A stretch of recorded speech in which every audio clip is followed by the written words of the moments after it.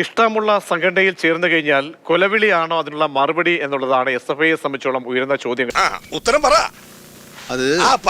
കാരണം ജനാധിപത്യം, സോഷ്യലിസവും സ്വാതന്ത്ര്യവും ഒക്കെ തന്നെ ഉദ്ഘോഷിക്കുന്ന ഒരു പ്രസ്ഥാനത്തിൽ നിന്നും സ്വതന്ത്രമായ ഒരു നിലപാട് ഇന്ത്യ മഹാരാജ്യം അനുശാസിക്കുന്ന, ഭരണഘടന അനുശാസിക്കുന്ന തരത്തിൽ സ്വീകരിച്ചാൽ അങ്ങനെ കുതുകാൽ വെട്ടും, വീട് വരെ തല്ലും എന്ന് പറയുന്ന ഈ കുട്ടി നേതാക്കന്മാർ, അതും പ്രത്യേകിച്ച് ഒരു ജില്ലാ കമ്മിറ്റിയിൽ പദവിയിലിരിക്കുന്ന ചുമതലയുള്ള ഒരു വിദ്യാർത്ഥിയുടെ ഭാഗത്താണ് ഈ കൊലവിളി വരുന്നത്.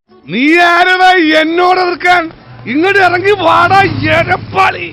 പുനരൂരിൽ SFI വിട്ട് ASFൽ ചേർന്ന വിദ്യാർത്ഥിക്ക് SFI നേതാവിന്റെ അസഭ്യ വർഷവും ഭീഷണിയും. ഒരു കൊലക്കേസ് കഴിഞ്ഞ് ഇറങ്ങിയുള്ളൂ, വെറുതെ തന്നെ വീണ്ടും ജയിലിൽ കയറ്റിക്കരുത്. SN college SFI unit president Vishnu മനോഹരനാണ് SFI വിട്ടത്. തുടർന്ന് വിഷ്ണുവിനെ SFI ജില്ലാ കമ്മിറ്റി അംഗം ആരോമൽ ഭീഷണിപ്പെടുത്തി.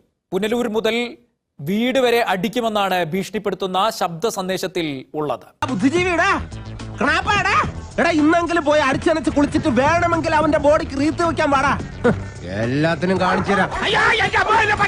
സാക്ഷികളുമായി ബിനോയ് രാജനുണ്ട്. ബിനോയ്, വളരെ വലിയൊരു ഭീഷണിയാണ് സ്വാതന്ത്ര്യം, ജനാധിപത്യം, സോഷ്യലിസം ഒക്കെ മുദ്രാവാക്യമാക്കി വെച്ചിട്ടുള്ള, കൊടിയിലെഴുതി വെച്ചിട്ടുള്ള സംഘടനയുടെ ഭാഗത്തിന്റെ അല്ലെങ്കിൽ അതിലെ പ്രധാനപ്പെട്ട ഒരു നേതാവിന്റെ ഭാഗത്ത് നിന്ന് ഉണ്ടാകുന്നത്. തുടർച്ചയായ വിവാദങ്ങളിൽ ഇങ്ങനെ വന്നുകൊണ്ടിരിക്കുന്നു. ഈ കേസിൽ എന്താണ് യഥാർത്ഥത്തിൽ ഭീഷണിക്കിടയായ സാഹചര്യം? ഭീഷണിപ്പെടുത്തുമ്പോൾ ആ ശബ്ദ സന്ദേശത്തിൽ കൂടുതലായി എന്തൊക്കെ പറയുന്നുണ്ട്? റൂൾസ് ആൻഡ് റെഗുലേഷൻസ് എങ്ങൾക്കില്ല, உங்களுக்கு இருந்தா மீறப்படும்.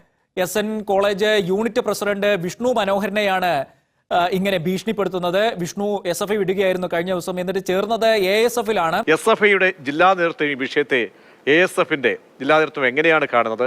പരാതിയോ മറ്റോ നൽകിയിട്ടുണ്ടോ പോലീസിൽ? ഉത്തരം പറ.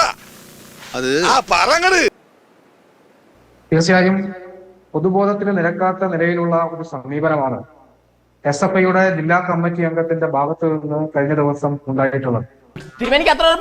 എനിക്ക് ഉറപ്പാണുണ്ടെന്ന് എനിക്ക് കാണും. AISFൽ ചേർന്നു എന്നതിന്റെ ഒറ്റ കാരണം മാത്രമല്ല, SFIയുടെ അനുമതിയില്ലാതെ ഒരു സാംസ്കാരിക സംഘടനയിൽ ചേർന്നു. ഇത് എന്നെ ഉദ്ദേശം, എന്നെ തന്നെ ഉദ്ദേശം, എന്നെ മാത്രം ഉദ്ദേശം. SFIയുടെ ഒരു നേതാവ് അല്ലെങ്കിൽ ജില്ലാ നേതാവ് ഭീഷണിപ്പെടുത്തി എന്നുള്ള ഓഡിയോ സത്യമാണെന്നുണ്ടെങ്കിൽ അത് തെറ്റ് തന്നെയാണ്. അങ്ങനെ ചെയ്യാൻ പാടില്ല, അതിനകത്തൊന്നും യാതൊരു തർക്കമില്ല.